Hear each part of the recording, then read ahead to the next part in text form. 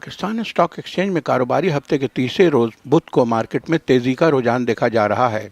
PSX 100 index 39 point के इजाफे के साथ 48,578 पॉइंट्स के सतह पर ट्रेड कर रहा है। मार्केट का आगाज मुस्बत जोन में हुआ। आज सुबह से अब तक मजमूई तौर पर 297 कंपनियों के हिस्सों के भाव का कारोबार हुआ, जिनमें से 144 कंपनियों के हिस्सों के भाव में इजाफा, 138 कंपनियों के हिस्सों के भाव में कमी, जबकि 15 कंपनियों के हिस्सों के भाव में कोई रद्द-बदल वाक़ई नहीं हुआ। मार्केट माहिरीन का कहना है कि मार्केट में उतार चढ़ाव का सिलसिला आइंदा भी जारी रहेगा।